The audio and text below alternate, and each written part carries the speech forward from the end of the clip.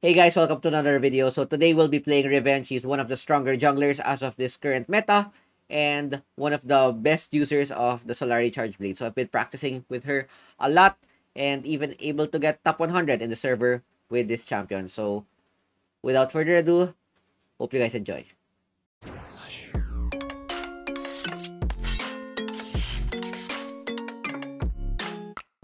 Going to the game, this is where I will teach you guys and show you why Riven is one of the better champions in the meta right now. So currently, she is being used in the Baron lane, mid lane, and in the jungle.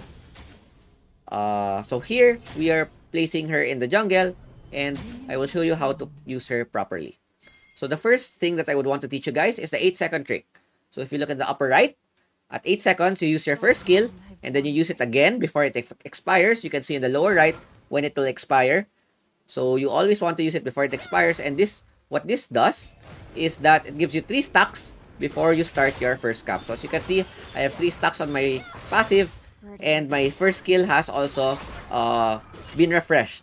This is a neat little trick which helps both laning Rivens clear the wave faster and jungle Rivens clear the jungle a bit faster.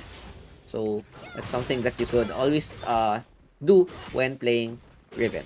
So what I'm doing here is I leveled up my second skill, which means usually what people do is first third, but for me I go for second because I would like to focus on my damage to clear my camps as soon as possible. Because if I go first third, I don't need the HP since my sustain, and I don't need sustainability in the jungle since it's very easy for Riven to clear the jungle. So what I need is damage. So the clear that I'm doing here is the red side clear, wherein I clear my red side, red buff, Krugs, Raptor, and then I go flex depending on the situation, so I don't see anything happening in the other lanes. And I want to find the Rengar, so I'm trying to look for the Rengar since Riven has a bit stronger duel. I don't see him in the bot side yet, so I try to look for him in the top side. Unfortunately, he's on the bot side. He went through the long way. I'm not able to catch him, but it's okay. Nothing is lost. We're just trading scuttlers. So I go to my blue buff. I don't go to top, I don't go to mid because nothing much is happening in the map.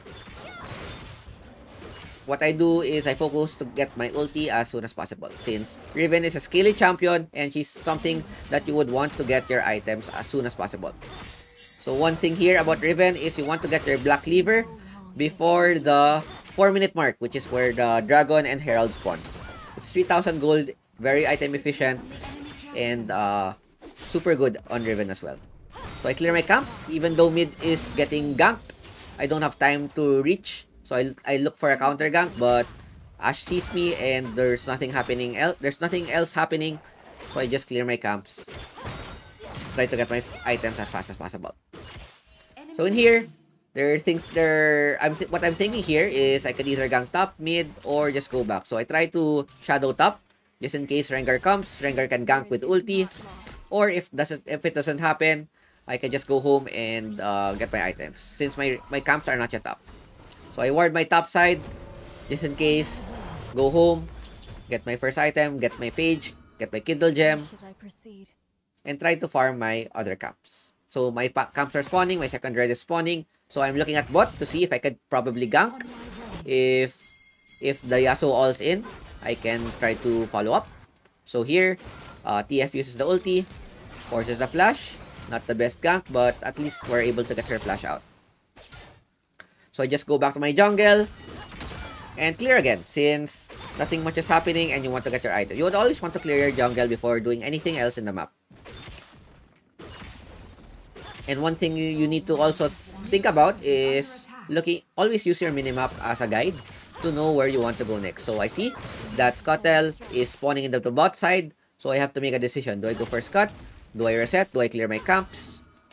So what I do here is I first clear my red, and then I decide on what is safe. So I see Rengar in the mid side. I don't have mid priority, but my Rengar is all inning. So I try to get him. I use my ultimate. Braum stops me. Rakan's able to get a good knock-up. I'm able to follow up. We get the first blood. So if there's something happening and you're in the vicinity, you could easily respond to your opponents. So since their jungler is down, we decide to go for Dragon. Since no jungle means that there's no contest. Unless the opponents have a high HP. But as you saw a while ago, Braum is low, we're able to get Rengar, we're able to burn Ahri's ultimate as well. So since we're able to get a Dragon, I'm able to buy my Cleaver, get my boots as well, and I try to look for Herald since we would want to contest that as well. But most likely, they're already starting it. Luckily, they just started. So what I'm doing here is I'm trying to hover around. I clear my camps first since they haven't started yet. Okay, they only started now based on the minimap. But one problem here is that I don't have my ulti. And we're out of position since Yasuo was just going back. Kai'Sa's low HP. So I decide we just give. I don't want to risk it. I don't even have my smite. So not the worst decision of all, but it doesn't allow us to go ahead. So I see Irelia overextended in the bot side, so we go for her instead. We want to cut our losses because if we try to force the Herald, most likely we would lose the Herald fight. So we just have to give it and try to look for other opportunities, which is this one, wherein we get the Irelia down. So since Yasuo is going down, the 5-minute tax marker is gone. I need to funnel gold as much as possible. TF dies. Actually, Kai'Sa also dies a while ago. So I try to cover for mid and get my items. So when nothing much is happening, you would always just want to farm your items. I burned the Ahri ulti, which is really good for me because I had no plans of engaging her at all. I just wanted to defend my tower.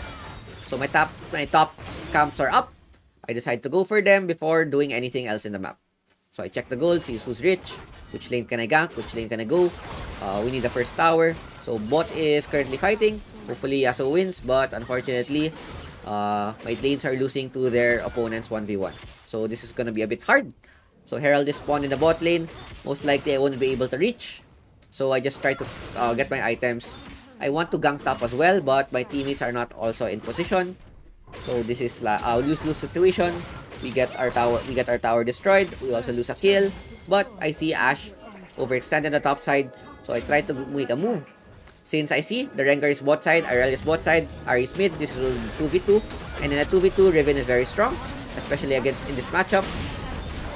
We get the Ashe down. We probably try to get the Braum. Riven has a lot of dashing, so she can easily close the gap.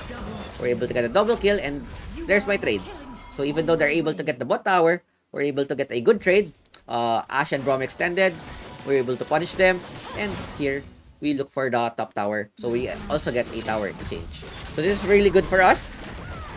Since we got 3 full platings, we got a tower exchange. I got my kills. 3-0 is a very, very good sign for Riven since she is one of the better snowball jungles. Since if I'm able to get my Cleaver Death Dance early, this would be really good, especially before the second objective spawn.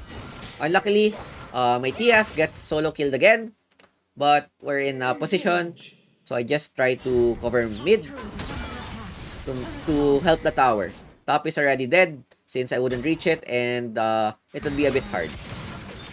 So here, I go back to my camps, try to get my Death Dance, but I see bot is already fighting again. So I try to go help the Yasuo ASAP. So Irelia is looking for the engage since she knows she wins against the Yasuo, but my team is able to help her. Rakan even buying TP just for the support. So since Irelia is down and I see 3 people in the mid, I see Rengar the top side, we can probably try to collapse. I try to look for a collapse since the objective is spawning, and it's something that I could go for. So Rakan gets a good knockup. We force the Ashe flash. I try to ulti, try to burn the Braum since he's blocking me, and I dive the Ashe. We're able to kill the Ashe, but I'm a bit overextended. So I go, they get an even trade. They get a 2-for-2 trade, which is not the best trade of all. I had to expend my flash. I think it was good if I just killed the Braum and just went away. So sometimes you need to know your limit.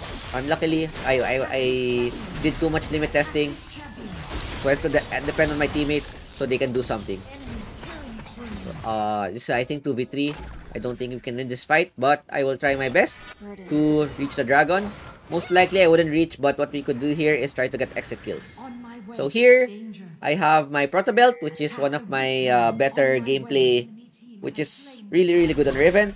So I know they're gonna get Herald, they got the Dragon, and they'll most probably going for Herald. So here we got a really, really good combo. Rakan into Yasuo ult. Unlucky I don't have my ult yet, but it's okay. We're able to put down the ADC. So another engage by the opponents.